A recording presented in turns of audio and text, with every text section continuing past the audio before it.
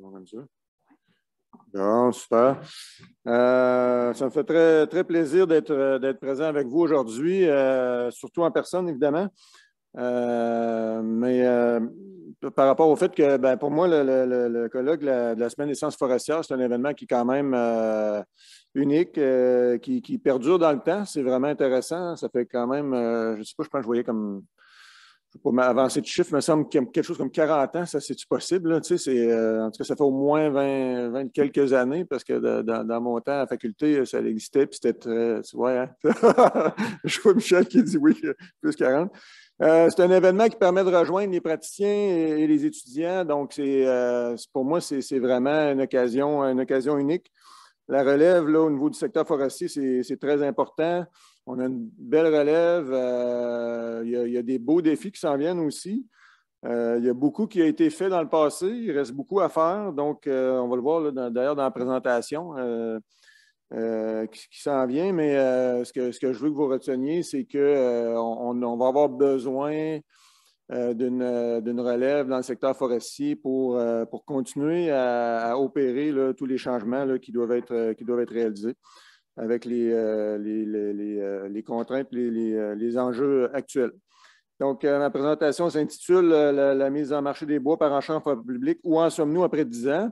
Ce n'est pas un bilan de nos ventes là, des 10 dernières années, mais c'est davantage là, un regard qu'on a sur notre organisation qui a 10 ans et puis surtout sur une nouveauté en réalité qui est apparue à travers le nouveau régime forestier là, qui est la mise en marché de bois public par enchère. Ma présentation va se faire en 4 temps, donc un petit retour justement historique, ses contextes, caractéristiques du système d'enchères, contribution du marché libre au secteur forestier et en terminant les défis et perspectives. Évidemment, le thème global du colloque, les enjeux économiques, nos enjeux vont être omniprésents au courant de la présentation, puis surtout là, au point 2, au niveau des caractéristiques là, de notre système d'enchères. Dans le fond, je ne vais pas refaire l'histoire de la loi sur les forêts, mais je pense que c'est important pour bien comprendre qu'est-ce qui a été mis en place, puis comment tout ça s'est fait, puis nos enjeux actuels, de faire un petit retour là, sur ça. Donc, auparavant, la forêt privée servait de base de référence pour établir les redevances en forêt publique. Par contre, la forêt privée, c'est surtout localisé dans le sud du Québec, sur des petites superficies. Donc, la référence est en quelque sorte contestée. Puis, ça reste que aussi, on avait un régime là, qui était dans le surtout là, qui était supporté par des contrats d'approvisionnement forestier, des CAF. Et puis, l'orientation n'était pas nécessairement faite là, vers l'utilisation optimale de la ressource. Là. Donc, essentiellement, ce que je veux que vous reteniez, c'est qu'au niveau de la tarification des bois, on était rendu un petit peu à la limite de ce qu'on pouvait faire, puis on se devait de mettre en place là, quelque chose de nouveau à cet égard-là. Donc, c'est là qu'est apparue la loi de 2010. Donc, bon, évidemment que le parcours pour y arriver était quand même assez laborieux, si je pourrais dire. Là. Donc, il y a eu le livre vert en 2006-2008, le projet de loi 2008-2009, études d'impact, commission parlementaire, etc. Donc, il y a eu beaucoup quand même de réflexions qui ont été faites pour dans le fond, opérer ce changement-là, qui a mené, dans le fond, en 2011 à la création du bureau de mise en marché des bois. Puis, évidemment que le mandat, ce n'est pas le seul du BMMB, mais le mandat central, si on peut dire, c'est d'établir un marché libre des bois afin d'ouvrir l'accès. Donc, on parlait là, du passage des CAF vers les garanties d'approvisionnement et le marché libre. Donc, ouvrir l'accès aux bois des forêts de l'État, encourager une performance et l'utilisation optimale de la ressource. Créer des prix de marché là, pour établir la valeur marchande des bois, puis contribuer là, à la défense du Québec dans le dossier des litiges commerciaux. Évidemment, c'est un changement majeur. Là, dans toute gestion de changement, là, on sait qu'il y a une période d'adaptation, de mise en œuvre et de déploiement. Donc, c'est quelque chose qui a été, dans le fond, un virage, je dirais, important là, dans le secteur forestier, qui nous amène vraiment à se ramener à l'objectif ultime qui est d'obtenir la juste valeur marchande des bois. Donc, ça, c'est un élément très important parce que, dans le fond, il faut comprendre, on est le BMMB, dans le fond, opère dans un contexte où est-ce que l'État est propriétaire des bois et où est-ce que le gouvernement, en réalité, a, dans le fond, comme objectif de générer le plus de richesse possible pour la société. Ça, ce n'est pas seulement au niveau des revenus ou des revenus du bois. Donc, il y a évidemment des bénéfices économiques à transformer des bois au Québec. Donc, pour nous, c'est important que nos prix obtenus sur nos ventes, avec nos ventes aux enchères, reflètent vraiment la juste valeur marchande des bois. Donc, on n'est pas là pour maximiser les revenus de bois. On n'a pas de cible de revenus à générer pour l'État. Et puis, on n'est pas là non plus pour donner le bois. Là, dans le fond, les citoyens du Québec s'attendent à ce qu'on perçoive la juste valeur au niveau de nos bois. Comment est-ce qu'on y arrive en réalité? C'est avec un système d'enchères qui est robuste et qui a des caractéristiques qui lui sont propres. Donc, on a, dans le fond, un premier élément qui est essentiel, c'est que, dans le fond, ça nous prend un marché libre qui est concurrentiel. Donc, on a besoin, si on veut vraiment obtenir un juste prix, c'est une condition vraiment qui est essentielle. On doit avoir une bonne participation sur le marché libre, un nombre d'enchérisseurs élevé pour permettre au marché là, vraiment de s'exprimer et d'avoir la véritable valeur au niveau du marché. Les éléments, dans le fond, qui caractérisent les outils, dans le fond, qu'on a pour y arriver, essentiellement, le marché libre est vraiment ouvert à un maximum d'enchérisseurs. Il n'y a pas de limite là, vraiment d'accès. On n'a pas non plus d'enjeu au niveau régional de cloisonnement, de dire ça, ce bois-là est réservé pour telle région ou tel groupe d'entreprises, quoi que ce soit. C'est pleinement ouvert. On a aussi, dans le fond, un mécanisme d'enchères fermées au premier prix avec l'ouverture des soumissions à huis clos puis avec des observateurs externes. Donc, on a une série de procédures qui nous assurent dans le fond, une rigueur là, au niveau du mécanisme d'adjudication. Encore une fois. Un élément que je veux rappeler qui est assez important, c'est le dernier, dans le fond, c'est la prévention au niveau des agissements anticoncurrentiels. On se ramène à quelques années avec la commission Charbonneau, collusion et autres, on entendait parler de ça quotidiennement. Aujourd'hui, peut-être un petit peu moins, mais ça reste que c'est une préoccupation je dirais, qui est toujours d'actualité, qui est très, très importante. Donc, je ne passerai pas en revue, dans le fond, l'ensemble des cas possibles là, au niveau du trucage d'offres, complot, abus de position dominante. On a une fiche vraiment qui est synthèse, puis une section spécifique sur notre site web à ce sujet-là. Donc, je vous y réfère, là, mais ça demeure un élément qui est très, très sensible pour nous et puis qui est suivi de très près, je vous l'assure. Autre élément de notre autre caractéristique de notre système, on se doit d'avoir des volumes significatifs offerts aux enchères. Donc, évidemment, c'est impératif qu'une quantité de bois suffisante soit disponible. On a, évidemment, ça vise à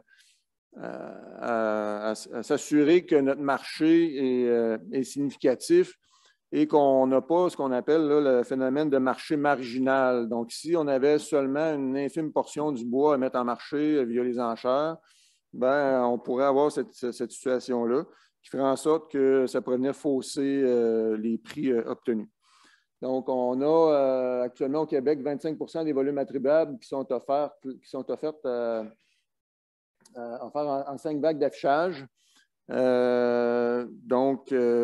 Puis on a aussi des volumes additionnels là, qui sont offerts là, ponctuellement, qui viennent soit de plans spéciaux, renonciation au niveau des garanties d'approvisionnement, volume non récolté. Donc, ça nous fait un volume là, qui est significatif là, à mettre en marché. Troisième élément là, de notre système d'enchères, bien, évidemment, nos secteurs, les secteurs qu'on offre se doivent d'être représentatifs de ceux offerts en garantie d'approvisionnement. Donc, il faut comprendre que nos ventes aux enchères vont servir à établir la tarification des bois pour les volumes en garantie d'approvisionnement. Donc, c'est un aspect là, essentiel là, que ce soit, dans le fond, comparer des pommes avec des pommes, là, bien, que, dans le fond, les secteurs qu'on a soient représentatifs. C'est un peu ce que je mentionnais tantôt en introduction au niveau de la forêt privée. Là, on disait, ben là, avant, on prenait des échantillons seulement dans le sud de la province, dans la forêt privée, de petites superficies. Ben là, vraiment, on est rendu ailleurs avec notre système d'enchères. On fait une sélection en réalité qui est faite par le BMMB de secteurs représentatifs et qu'on reconnaît nos très célèbres Smarties. Tout le monde connaît les Smarties et ces différentes couleurs qui peuvent, dans le fond, s'apparenter à différentes caractéristiques de secteurs forestiers. On a des plus stockés, des moins stockés, des plus proches, des plus loin. Il y en a de tous les types. En réalité, ce que le BMMB fait, c'est un départage. Donc, on vient sélectionner 25 de ces secteurs-là dans une proportion, au final, qui est la même que ce qui est, dans le fond, ce qui demeure dans la banque de secteurs pour les garanties d'approvisionnement. Donc, on a autant dans la même proportion de secteurs plus proches, plus loin, plus beaux, moins beaux, plus stockés et autres, comme je disais, en proportion dans les secteurs destinés au marché libre qu'en garantie d'approvisionnement. C'est assez essentiel ce que je vous dis là, parce qu'il y a toujours une espèce de mythe qui a perduré dans le temps, là, qui disait que parce qu'on faisait la sélection, ben, on se servait en premier, puis on ramassait les plus beaux secteurs, les plus proches, tout ça. Eh bien non, tout ça a été, dans le fond, démontré à travers des documents, encore une fois, qui sont présents sur notre site web. On a fait des analyses de représentativité, tout ça. C'est présenté sur le site web. Je vous invite à consulter. Cette représentativité-là, comme je disais, ben, elle vise, dans le fond, à avoir des données pour la transposition. Puis, il y a un enjeu d'équité aussi là, par rapport aux bénéficiaires de garantie, puis les acheteurs sur le marché libre. Donc, ça se fait à l'échelle des régions d'attribution. Et puis, les critères, dans le fond, qui sont retenus, ben, c'est les 5 critères que vous voyez en noir. Celui en vert, c'est un critère qui a été ajouté, là, je dirais, 3 ans, là, dans le fond, puis qui est en déploiement actuellement dans notre période quinquennale actuelle, qui est la proportion de chemin été-hiver qui est maintenant considérée. Donc, ces critères-là sont analysés quand on fait notre sélection. Je donne un exemple là, pour la région du Bas-Saint-Laurent. Donc, ça, c'est un tableau qui est tiré des analyses qu'on a fait pour la dernière période quinquennale. Ben, chacun des critères est évalué pour ce qui est marché libre, ce qui est garantie d'approvisionnement. Et puis, pour un critère donné, là, si on en prend un au hasard, là, le volume par tige, ben, on va même voir à l'intérieur même d'un critère comment que ça se décline là, en termes de variabilité là, dans les classes, là, dans ce cas-ci, les classes de décimètres cube tige. Là. Donc, on va vraiment assez loin, là, je vous dirais, dans les analyses là, qui sont faites à ce niveau-là. Un autre élément qui est assez, en tout cas pour moi, qui est essentiel, là, puis je reste c'est assez partagé, c'est que le BMMB, dans le fond, on a des équipes qui sont présentes là, dans toutes les régions, près de la clientèle, des intervenants locaux. Je fais un petit clin d'œil, vous allez le voir un petit peu plus loin là, à ce que j'amène en termes de défis là, à la fin de ma présentation. Mais le BMMB, dans le fond, est un intervenant local qui fait partie aussi des solutions aux enjeux régionaux. Donc, ça s'est vu par le passé. Puis, on a des gens là, créatifs, engagés. D'ailleurs, je sais qu'il y en a en tout cas au moins un dans la salle et quelques-uns en ligne, donc je les salue. Ces gens-là s'investissent au quotidien là, pour s'assurer que le BMMB est une vraie opportunité d'affaires. Donc, ce qui m'amène en réalité aux améliorations qui ont été apportées là, aux mécanismes de mise en marché au fil des années. Je dirais qu'on faisait une rétrospective vers les 10 dernières années, mais il y a eu des jalons, je dirais, par rapport à ça.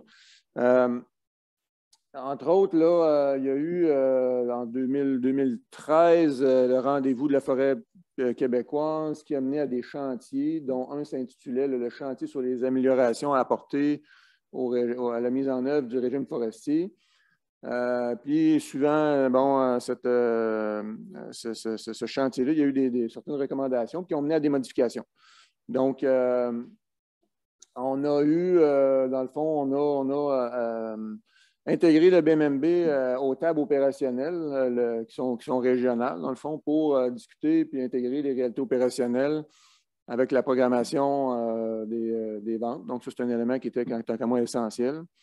On a amélioré aussi la caractérisation des lots aux enchères là, pour diminuer le risque pour les acheteurs. Donc, peaufiner les inventaires forestiers, intégrer les nouvelles technologies, dont le LIDAR. Donc, c'est un élément qui est apparu en cours de route. On a aussi là, diminué le montant des garanties d'exécution pour les acheteurs qui font affaire régulièrement avec le BMMB. Donc, c'est un enjeu de risque en réalité que le gouvernement a assumé. Évidemment, le risque est plus faible là, quand on a des acheteurs récurrents et qui font des travaux là, correctement, qui respectent leur contrat. On a ajouté aussi sur le site web du BMMB, dans le fond, une section là, destinée aux ventes à venir. Donc, ça, c'est un élément très important. On parle beaucoup de prévisibilité. C'est un enjeu que vous entendez sûrement parler quotidiennement. Puis évidemment que c'est extrêmement important. Mais le BMMB, bien que ce soit des enchères et qu'il n'y ait jamais de certitude de gagner ou non une enchère, mais on peut contribuer quand même à la prévisibilité des approvisionnements forestiers. On va le voir là, même un petit peu plus loin là, dans ma présentation.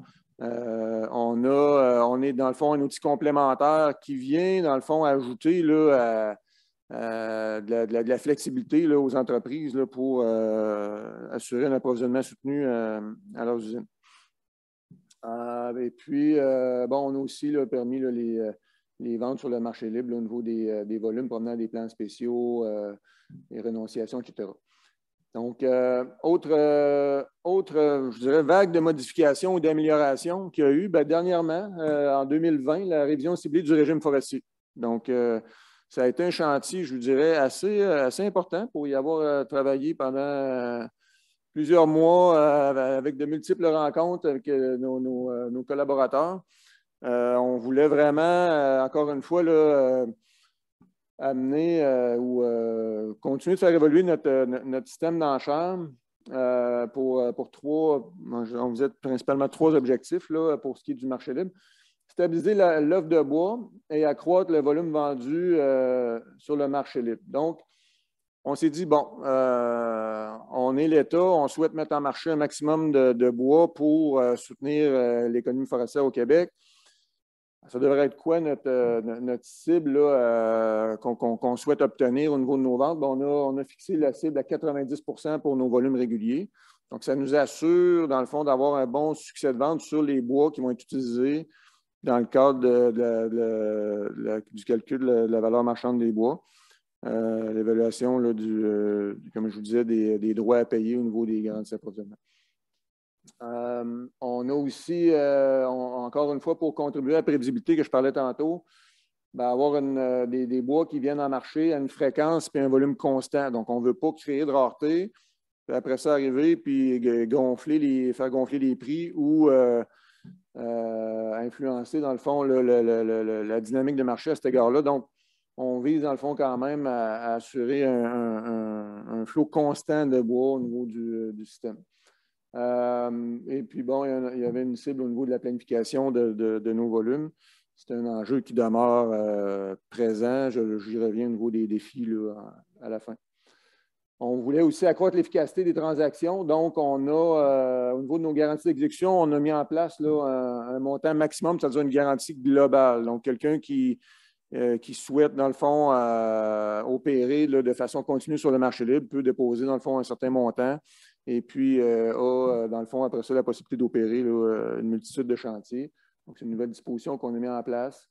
La durée des contrats, c'est un élément aussi qui est bon, que je sais que des fois, les gens se questionnent, c'est quoi la durée des contrats? Ben, c'est vraiment maintenant 2 étés et 2 hivers complets pour les réaliser. Donc, on avait, à cause de certaines dispositions administratives avant, des contrats qui jouaient de 1 an et demi à 2 ans et demi.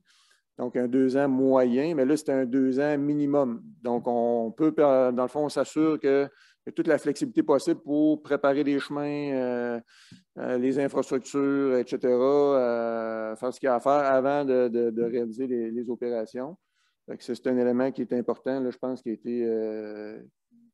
qu'on a mis en place. L'autre élément, c'est au niveau de la sélection que je vous parlais tout à l'heure. Donc, avoir une meilleure planification opérationnelle tout en assurant la représentativité de nos chantiers. C'était un souhait là, que notre sélection se fasse en amont, c'est-à-dire très, très tôt dans le processus, pour que quand le départage est fait, après ça, il y ait encore une fois une certaine prévisibilité de les chantiers qui sont destinés au marché libre. On les connaît, on sait ils sont où. Puis au niveau des garanties d'approvisionnement, la même chose. Donc, quand il y a des infrastructures à faire ou le développement d'accès et autres, c'est intéressant. Dernier élément aussi que je voulais souligner, c'est on a dans le fond un site web là, transactionnel qui a été mis en place au BMMB. Ça me permet de faire un petit rappel, un petit clin d'œil. 1er avril, 1er avril, c'est-à-dire notre première vague de l'année en 2022, 100% des mises devront être faites de façon électronique là, sur notre site web transactionnel, qui est très convivial, très simple, etc. 20 minutes, j'étais en plein dans le temps que je m'étais donné, c'est super. Donc, vous voyez, on a passé les 2 premiers points de ma présentation. Je n'ai pas besoin d'avoir de rappel à l'ordre, quoi que ce soit. Ça va bien. J'espère que vous gardez en tête, vous avez sûrement des questions là, sur les éléments qu'on a parcourus jusqu'à maintenant. Essayez de les garder en tête là, pour le 15 minutes de la fin, pour être sûr qu'on couvre vos questions par rapport à ça, parce que c'est vraiment important. Vous avez vu là, à travers les éléments que je vous ai présentés, il y a plusieurs enjeux. Là, si je ramène la thématique là, du colloque, là, il y a plusieurs enjeux qui ont été soulevés. D'avoir un marché qui est concurrentiel, des volumes, obtenir le juste prix. Ça, c'est un élément qui est très, très important. Donc, allons-y pour la contribution du marché libre. En fait, ça donne quoi les ventes de bois par enchère? On s'est dit, bon, on a fait une réforme, on a déployé beaucoup d'énergie, ça a amené beaucoup de changements, des adaptations pour tout le monde. Les différents intervenants, au début, c'est évidemment, comme dans toute gestion de changement, ça dérange. On se dit, ouais, c'est quoi que, ça vaut-tu vraiment la peine, tout ça? Eh bien, on va regarder un petit peu les résultats sous différents angles. Le plus important, et non le moindre, je vous disais tantôt, c'est notre système de tarification au Québec qui est plus, je dirais, plus robuste que jamais. On a une valeur marchande des bois sur pied qui est juste et en lien direct avec les prix des produits finis sur les marchés. Donc, on a, dans le fond, nos ventes aux enchères, comme je mentionnais, constituent la référence de base là, pour le calcul de la VMBSP. La VMBSP, c'est les droits de coupe auparavant qu'on appelait là, les droits à payer par les entreprises qui transforment le bois en garantie d'approvisionnement. Donc, on a vraiment maintenant une référence de base qui est solide. Elle est représentative puis distribuée géographiquement. Donc, à la grandeur du Québec, on a des ventes. On a, dans le fond, 805 ventes là, qui servent d'intrant à 2 équations de transposition. Donc, 423 échantillons pour l'équation SEPM et 382 pour les feuillus épins. Donc, Essentiellement, c'est assez simple. C'est une approche statistique reconnue, des régressions linéaires, pour mettre en relation en réalité les caractéristiques là, des secteurs avec les prix là, obtenus aux enchères. Et tout ça est appliqué après ça aux zones de tarification. Donc, puis indexé là, au trimestre par la suite. Je n'irai pas très loin dans la mécanique comme telle parce que ça pourrait faire l'objet d'un avant-midi complète, si ce n'est pas plus. Mais vous avez le lien, là, encore une fois, sur notre site web pour avoir les documents explicatifs sur le calcul de la VMBSP. Mais pour l'illustrer, en réalité, on a dans le fond différents lots, secteurs de vente là, qui ont été vendus à un certain prix pour lesquels ils ont des caractéristiques propres, là, des caractéristiques forestières, volume à hectare, décimètres cube tige, etc. Puis tout ça est intégré dans une équation. Pour ce qui est de l'équation CPM 21-22, ben, je vous donne là, un exemple là, des différentes variables là, explicatives qui sont intégrées à l'intérieur de cette équation-là. Donc, on en a là, une quinzaine. Et puis, tout ça nous amène, dans le fond, à notre valeur marchande des bois, qui, en réalité, là, est un processus de transposition des prix d'enchères qui font en sorte que les bois récoltés en forêt publique sont tarifés à leur juste valeur marchande. Donc, on est en lien direct avec les prix des produits finis sur les marchés. Puis, on voit, là, dans le fond, évidemment, la hausse là, récente, là, récente, ça commence à faire un certain temps déjà, mais des prix, des prix sur les prix de marché, dans le fond, des produits finis, qui ont connu une hausse là, assez importante au niveau du résineux. Et puis notre valeur marchande des bois aussi du Québec qui tend à la suivre. Donc, on a, puis on ne voit pas 22, 23 encore parce qu'on est en consultation actuellement. Mais évidemment qu'il y a, si on intégrait 22, 23, la ligne bleue serait plus, je dirais, suivrait davantage là, celle du marché. Autre élément, autre contribution, je vous dirais, contribuer à la défense du Québec dans le cadre des litiges commerciaux touchant le secteur forestier. Bon, il y a eu jusqu'à 3 enquêtes commerciales, là, le bois d'œuvre, papier sur calendrier, papier non couché. Évidemment, le marché libre, c'était pas, encore là, il y a un mythe là, à défaire. C'est comme si, de mettre en place un marché libre, on ne se ferait plus imposer des taxes. Ben, ça, on n'a pas de contrôle là-dessus. Le contrôle qu'on a, c'est d'avoir un système robuste qui nous permet d'avoir ce qu'il faut pour se défendre. Donc, c'est ce que le marché libre permet, c'est d'avoir, dans le fond, un processus de tarification par transposition qui est au cœur, dans le fond, de la défense du Québec dans ces dossiers de litige qui perdurent encore là, dans le cas du bois d'œuvre résineux. Autre contribution, évidemment, contribution à l'approvisionnement des entreprises forestières. C'est, comme elle le mentionnait, dans le fond, plus de 25% des bois attribuables là, qui sont mis en marché par le processus d'enchère de façon soutenue, on l'a vu, là, constance et fréquence, et qui ont trouvé preneur là, puis qui ont favorisé, là, dans le fond, une prévisibilité au niveau des entreprises forestières. C'est significatif. Là, quand on regarde, dans le fond, le volume, en fait, le nombre de secteurs offerts vendus seulement dans l'année 2021, on parle de 243. Excusez, je commence à avoir des problèmes de voir de presbytie. 243 secteurs, 207 vendus. C'est à peu près, je vous dirais, dans la moyenne historique, là, au niveau de nos ventes, d'avoir à peu près un flot courant de 200 quelques secteurs de vente annuellement. Évidemment, au niveau du volume total, tantôt on vous disait qu'on a un 25 %, mais on a aussi des volumes additionnels qui nous sont confiés. L'année dernière, en 2021, 21-22 est en train de se terminer. Je n'ai pas les statistiques finales en main, mais on a, c'est arrondi 8,8 millions de mètres cubes qui ont été offerts. Donc, c'est significatif. Puis 7,3 vendus. Ben, si on se compare au bois récolté en forêt publique, c'est à peu près de l'ordre de 22 millions de mètres cubes annuellement. Ben, c'est une part qui est significative. Donc, si on se ramène à notre enjeu de tout à l'heure, d'avoir un volume suffisant, significatif pour avoir des prix représentatifs, je pense qu'on l'atteint. Le 25 que je vous parlais tantôt, ben, il est présenté ici. Vous avez la distribution par région, donc le 6,3, 6,4 millions de mètres cubes là, de volume, je dirais, régulier, qu'on appelle régulier.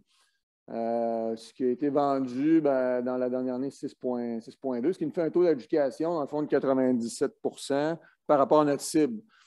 Bon, si on se ramène par rapport à ce qui a été offert, c'est 87 mais vous voyez, tantôt, on parlait d'une cible d'adjudication de 90 ben, cette cible-là a été atteinte, là, puis ça nous permet évidemment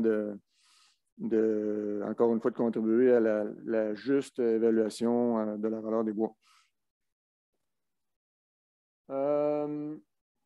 Autre contribution, tantôt je parlais en introduction la période des contrats d'approvisionnement forestier, le souhait là, dans les 4 objectifs de la mise en place du marché libre d'optimiser l'utilisation de la ressource forestière. Ben, j'y reviens en termes de contribution. Le marché libre a apporté quoi en réalité? Ben, c'est ce que je vous parlais tantôt, le différentiel entre le 6,4 puis le 8,8 millions de mètres cubes qui a été offert. Bien évidemment, il y a un volume important là de bois qui, normalement, aurait eu de la difficulté, je vous dirais, à trouver preneur au niveau de la mise en marché.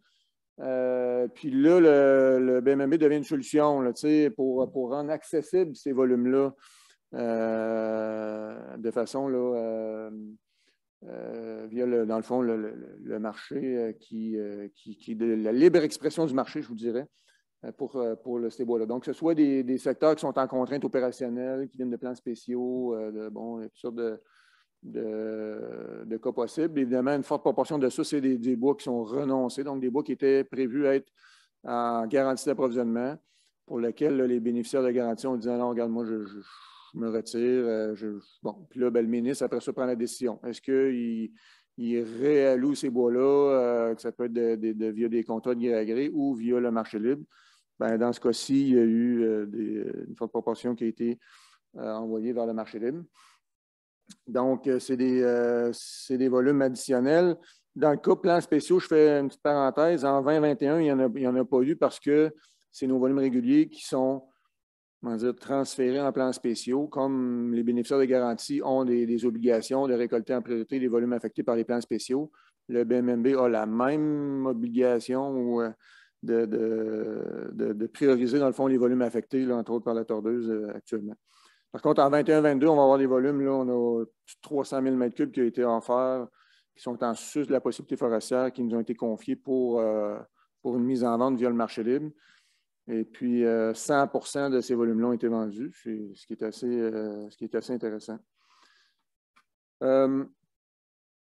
Donc, autre contribution. Contribuer au volet entrepreneurial et ouvrir l'accès à la ressource. Tantôt, on en parlait, hein, encore une fois, là, de l'accès. Ben, au courant de la période 13-18, notre dernière période quinquennale, plus de 40 % des bois ont été achetés par des entrepreneurs, coopératives, groupements ou autres. Donc, c'est une proportion quand même assez importante. Je vous parle de 13-18 parce que, bon, là, encore une fois, la période 18-23, on est dedans actuellement. Puis, bon, la période 13-18, il y a eu 130 acheteurs différents là, qui ont été actifs sur le marché libre. Puis on voit la ventilation là, par type d'acheteurs, scieries, entrepreneurs et autres usines. Je vous dirais actuellement, ce qu'on observe quand même, il y a une certaine baisse de la participation là, des entreprises sans garantie d'approvisionnement. C'est une préoccupation qu'on a. Je vais y revenir à la section défi à la fin. C'est important quand même de maintenir, on l'a vu là, pour l'aspect concurrentiel du marché, c'est important de maintenir une participation là, importante de l'ensemble de la clientèle. J'avais oublié de cliquer sur le deuxième élément que je vous ai parlé. Donc voilà pour cet aspect-là. Je reviens un petit peu sur le côté prix versus conditions de marché. Donc, vous voyez l'évolution de nos prix de vente par région de 2015 jusqu'à 2021. Évidemment, dans le fond, ce qu'on observe, là, c'est des prix de vente là, qui reflètent là, un milieu compétitif et concurrentiel et qui permettent là, de générer des revenus appréciables pour l'État. Donc, on a, dans le fond, on voit l'envolée des prix de marché là, qui se traduit dans nos prix moyens de vente de la dernière année. On a passé quand même là, de 15 et 22 à 27 et 11, ce qui est pas loin du simple au double, là, ce qui est assez significatif. Puis on voit vraiment l'effet du marché résineux ou le poids qu'il y a évidemment dans nos volumes qu'on met en marché. C'est assez important. Dans certaines régions plus résineuses, on voit que les écarts là, sont très significatifs. Donc, l'effervescence des marchés se traduit dans nos prix. Évidemment, pour les revenus au niveau de l'État, c'est quand même intéressant, je pense, pour le citoyen de savoir qu'on bénéficie de cette hausse-là. Donc, on a, dans le fond, une prévision de revenus, en fait, des revenus actuels à 122 millions pour l'année 2021-2022, uniquement sur les volumes qu'on met en marché au niveau du marché libre. Là, ça ne comprend pas l'ensemble des volumes mis en marché au Québec. Donc, on peut penser que c'est plus autour de 400 quelques millions. Mais actuellement, 122 millions, puis on se dirige vers 135 millions. Là, il nous reste une facturation à avoir dans l'année. Je pense que c'est correct de l'aborder parce que cette marge de manœuvre-là financière, dans le fond, nous légitime quand même pour des investissements. On pense à la sylviculture ou à la production de bois.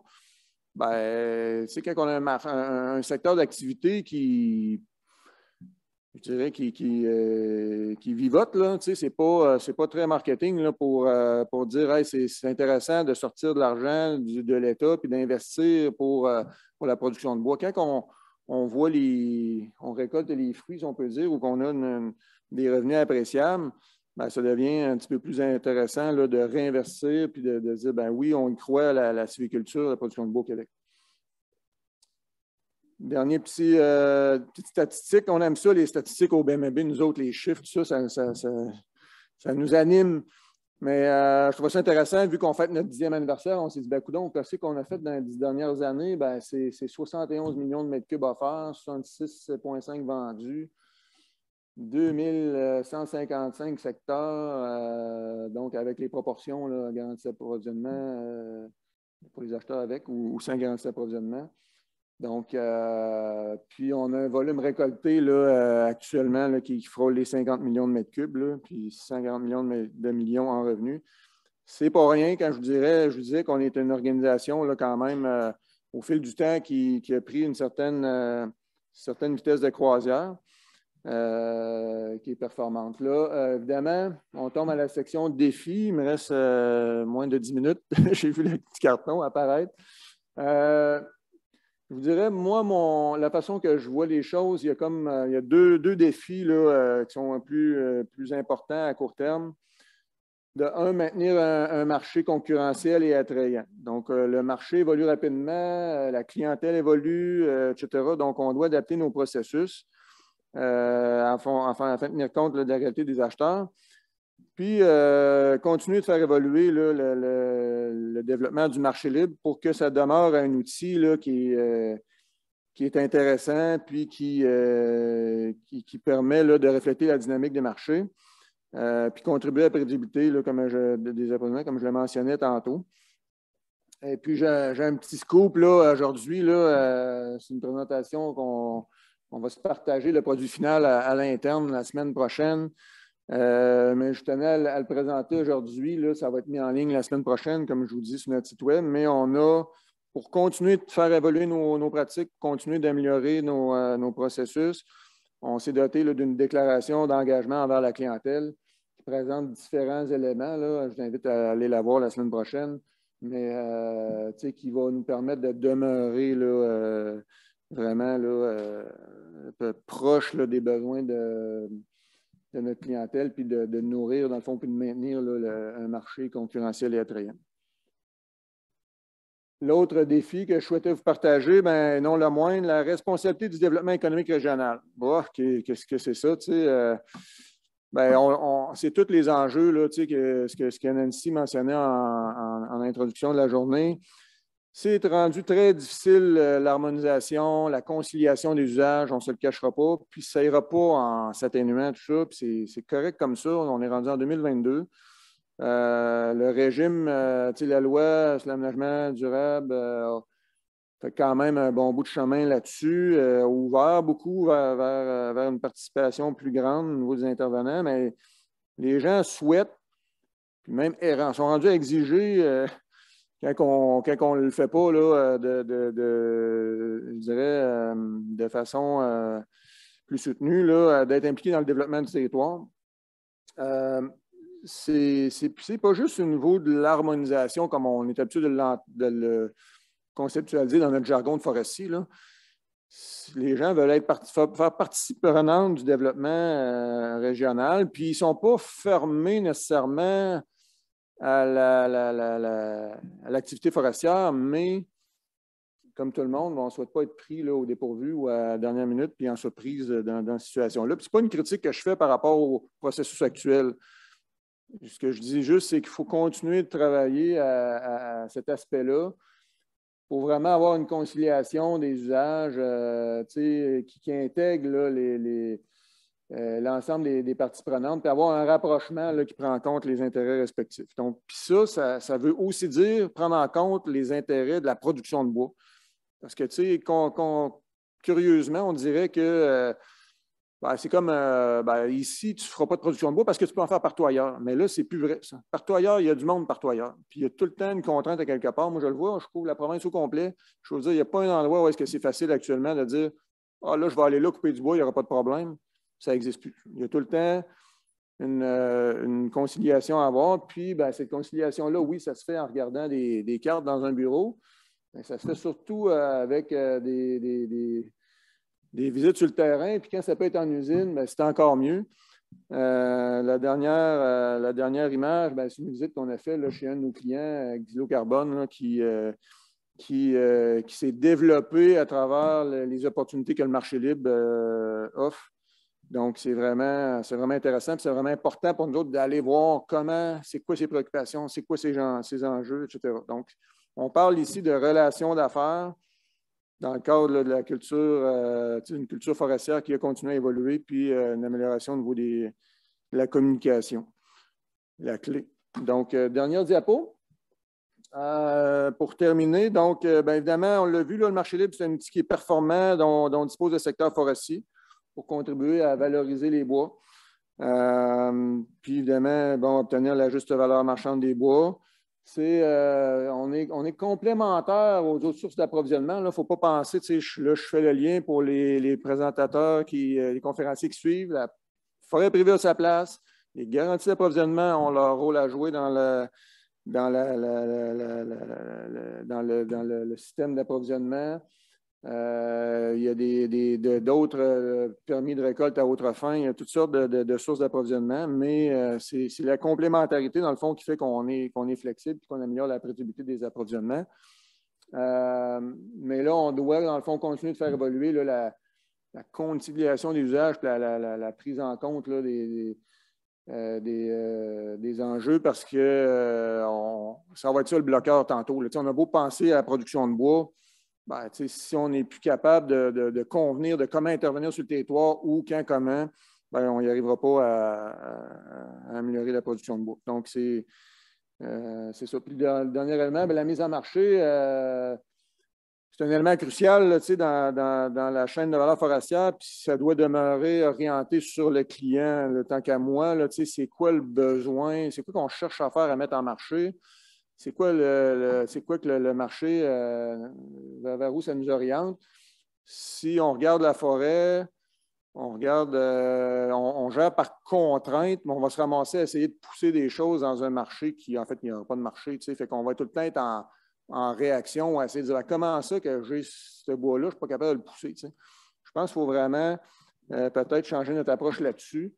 puis laisser les marchés tirer, dans le fond, notre mise en marché. Bon, évidemment, on a à composer avec la forêt qu'on a, puis les volumes qu'on a, mais il y a un équilibre à trouver à ce niveau-là, puis je ne sais pas pourquoi cet élément-là. Je tenais à le mentionner. Fait que voilà qui complète pour ma présentation. J'espère que vous avez apprécié. C'est que 45 minutes, c'est beaucoup de contenu en peu de temps, mais voilà pour les questions maintenant.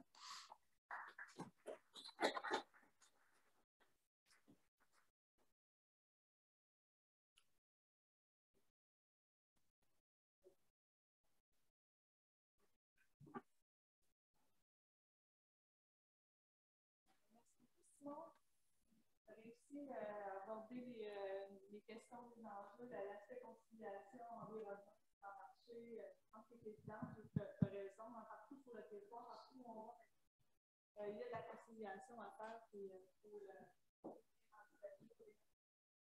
va décrire dans les questions ensemble. C'est bien. Bonjour, Sylvie Alain Formabois. Tu avais indiqué dans les enjeux, les enjeux de la main-d'œuvre, tout ça. Tu n'en as pas parlé, puis Formabois, formation.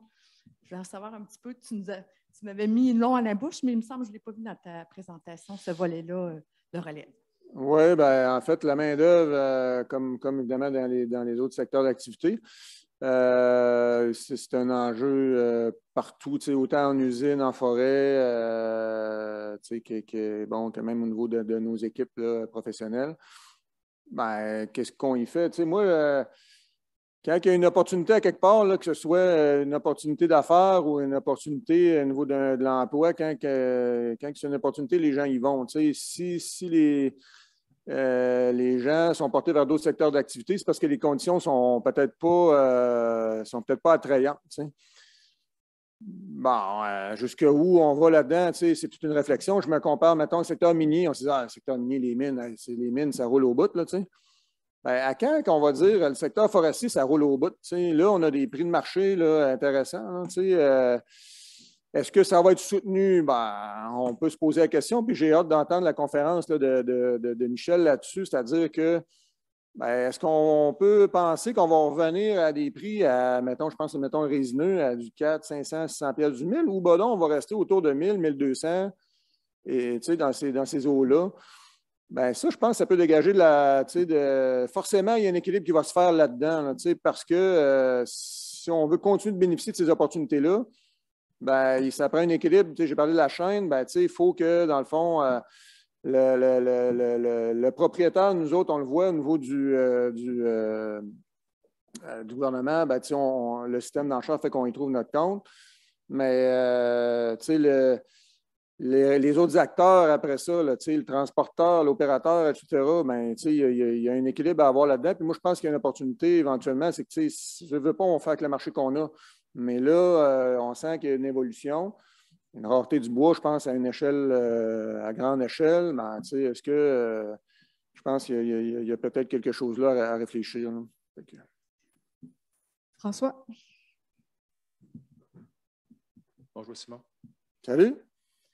Dans tout ça, moi, il y a quelque chose qui me turlupine, puis j'aimerais ça t'entendre sur ça. Je comprends que c'est peut-être pas vous autres, le bureau de mise en marché, mais vous faites partie d'une organisation et d'un système.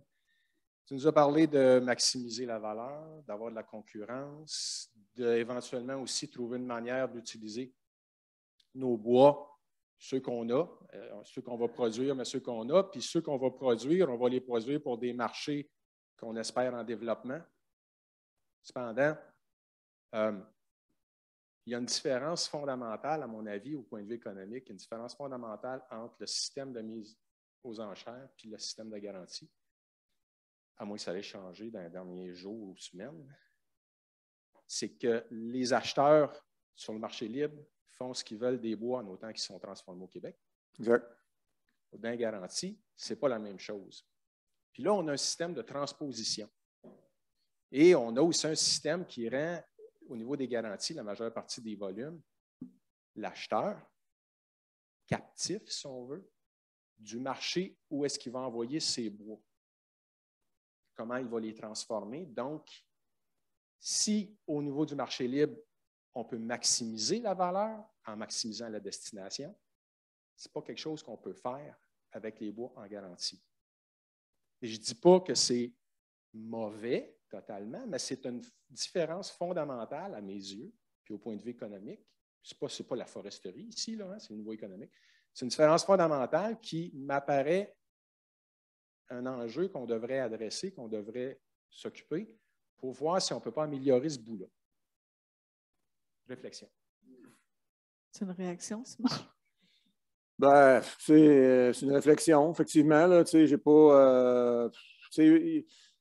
Moi, je le vois, là, en fait, il y a différents modes de vente actuellement qui ont leurs caractéristiques propres. Là, les garanties d'approvisionnement, ben, c'est un mode de vente en réalité de bois. Il y a des grés à gré, comme je disais, il y a des permis de récolte autre fin, il y a des ententes de délégation. Puis chacun de ces modes-là ont leur raison d'être. Le marché libre, on a vu, là, dans le fond, ce que ça l'apporte comme flexibilité, comme ouverture, ce qu'on n'avait pas avant. Fait que là, on a gagné ça. Est-ce qu'il y a à faire évoluer, je dirais, déjà, les garanties d'approvisionnement, c'est assez différent de ce qui étaient les contrats d'approvisionnement forestier auparavant. Je dirais, il y a quand même, je pense qu'il y a une valeur ajoutée, évidemment, aux garanties d'approvisionnement. Puis, il y a certaines modalités entourant tout ça. Là, je pense à l'entente de récolte là, qui est liée aux garanties d'approvisionnement, là, qui permet quand même là, de convenir de conditions au niveau des relations d'affaires ou qui vient préciser, dans le fond, cette espèce d'entente-là entre les intervenants. Là, parce qu'on peut penser qu'il y a certaines unités d'aménagement au Québec qui ont comme 10, 12, 15 là, bénéficiaires. Fait que ça commence à faire beaucoup de gens là, qui doivent s'entendre et convenir de comment les choses vont se faire. Fait que ça, je pense que c'est vraiment, au niveau de l'entente de récolte, c'est quelque chose c'est une pièce maîtresse, je dirais, du modèle de garantie d'approvisionnement. Encore matière à réflexion. Exact. Marc. Simon, c'est vraiment intéressant de t'entendre parler de clients, de service à clientèle, de bien servir les. C'est un vocabulaire qui est quand même assez nouveau là, dans le monde forestier ou en forêt publique au gouvernement. Puis ça, c'est une très, très grosse avancée. Quand on a commencé à parler d'enchères en forêt publique, plusieurs années, mais les premières propositions, tu en as fait part, on disait qu'on va commencer par utiliser les enchères fermées au premier prix pour des bois debout. Puis après ça, on verra d'autres mécanismes. Ma question, c'est de savoir, là, justement, là, ça fait quand même plusieurs années là, que vous commencez à connaître bien le mécanisme que vous utilisez. Mais il y a beaucoup d'autres systèmes de vente de bois qui existent que les enchères fermées au premier prix pour des bois debout. Est-ce que c'est quelque chose que le BMB analyse, s'il y a des mécanismes différents ou des meilleurs mécanismes pour atteindre des objectifs, ou on est aux enchères fermées au premier prix pour encore très longtemps? Bien, évidemment, on est beaucoup dans la mise en marché de bois sur pied là, actuellement. Là,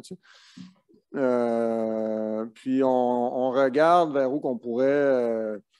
Quand je parlais là, au niveau du premier défi que j'ai mentionné, là, de maintenir un marché concurrentiel et attrayant, ça va possiblement passer par d'autres approches de vente que strictement juste le bois sur pied. On a commencé à faire des ventes sur inventaire. Bon, c'est un gros tas de bois là. Comment tu me donnes? Puis il n'y a pas de. C'est comme tu me fais un chèque, c'est pas de mesurage, plus rien. Là, bon, ça, c'est une autre approche que de dire c'est ce chantier-là, puis c'est tout du bois. On mesure chaque mètre cube qui sort du chantier, puis on facture au volume mesuré. Il y a d'autres approches qui sont possibles. C'est sûr que c'est pour ça que je mentionnais dans les actions, poursuivre le développement du marché des bois de manière à soutenir le développement économique régional. Bien, c'est ça qui va nous amener à faire évoluer vers autre chose. On n'aura pas le choix à un moment donné. On va arriver avec quand je dis qu'on est local, puis on est appelé à amener des solutions à des problématiques régionales, bien, ces solutions-là vont passer par ça. On a fait des ventes de bois bord de route dernièrement. Bien, il y avait une solution là. On a dit c'est beau, on va faire partie de la solution. Fait que, mais on est là, ça fait partie de nos réflexions actuellement. Je dirais, évidemment, dans l'appareil gouvernemental, il y a des contraintes là, administratives là, à travers Je tout ça. pensais qu'elle allait dire qu'il y a des longueurs, des contraintes. Mais c'est ça. Donc, processus d'amélioration continue, c'est vrai aussi dans les enchères. On aurait une question en ligne. Oui, alors on a une question en ligne de la part de Génie Brodel. Alors, elle se demande si les critères de développement du territoire correspondent aux critères définis par les intervenants locaux. Les critères de développement du territoire, vous dites? Les caractéristiques de tes territoires. Tantôt avec tes Smarties, là, quand tu disais on s'assure de. Et donc, est-ce que c'est basé sur les attentes peut-être des locaux? Je vous dirais, c'est vraiment forestier. Les critères qu'on utilise, là, c'est vraiment pour s'assurer que nos secteurs sont représentatifs de ce qui est en garantie d'approvisionnement. Donc, on sait qu'on va avoir la même proportion de forêts mixtes de 150 mètres cubes à l'hectare à telle distance d'une usine. Tu sais, c'est très forestier, le départage. Peut-être, Simon, la question, c'est dans le choix du lot à mettre en vente. Est-ce qu'on se questionne sur les autres utilisations possibles? C'était d'ailleurs une de mes questions, fait que j'en profite pour l'englober. Est-ce qu'on considère les autres valeurs, finalement? Parce qu'on parle de valeur marchande de bois sur pied basée sur la valeur des produits finis, mais les autres utilisations du territoire, est-ce que ça rentre en ligne de compte? Et peut-être que là, le développement économique régional que tu disais tout à l'heure, est-ce que les gens qui habitent le territoire ont leur mot à dire sur la délimitation des volumes, des lots? Pas sur la délimitation comme telle, parce que tu sais, la délimitation, c'est fait par des professionnels, là, tu sais, des ingénieurs forestiers qui préparent, dans le fond, les chantiers, qui montent les devis d'intervention, tout ça. Tu sais. Mais je pense que la question, ce qu'elle vise, c'est surtout de se dire, ben, est-ce qu'au niveau du marché libre, on a les mêmes proportions de contraintes, je dirais, de secteurs qu'on va en vendre sur des territoires de pourvoirie ou sur des territoires où est-ce qu'il y a d'autres types d'utilisation? En fait, la réponse, c'est oui. C'est pas, les 6 critères que je vous ai montrés, c'est nos critères je dirais, de base. T'sais. Par contre, à travers la révision du régime forestier que je vous ai parlé tantôt, là, la révision ciblée, on s'est aussi engagé à intégrer d'autres critères régionaux pour tenir compte justement de ces aspects-là, puis pour éviter de dire « Ah, bon, c'est bien, vous autres, le BMMB, vous êtes juste en dehors des… » on appelle les hotspots, là. Vous êtes tous en dehors des hotspots, puis les géants, nous autres, on est juste là-dedans. Non, là, on défait ces mythes-là, là, on est tous pareils partout, dans la même contrainte. Fait que c'est ce qu'on vise à faire, mais on ne le suit pas à l'échelle provinciale, parce que ça, c'est des enjeux régionaux. Mais pour un territoire donné, ben oui, c'est possible qu'on ait d'autres critères de représentativité que ce qu'on a là. Entre autres, la stratégie d'aménagement. Entre autres, justement, là, les territoires là, sous ce qu'on appelle, mettons, contrainte. Mais j'aime plus ça appeler ça, mettons, multi-usage et autres préoccupations que contrainte. Là. Je trouve contrainte, c'est péjoratif un petit peu. Donc, vous vivez les mêmes enjeux de conciliation, finalement, avec les autres utilisateurs. Oui, absolument, absolument. Là, puis c'est ça, là, c'est pour ça que je l'ai mis dans les enjeux, dans les défis à la fin, parce qu'on le vit pleinement. On est là-dedans, là, au même titre que les garanties d'approvisionnement. Alors, merci beaucoup, Simon. Ça fait plaisir. Je voudrais faire une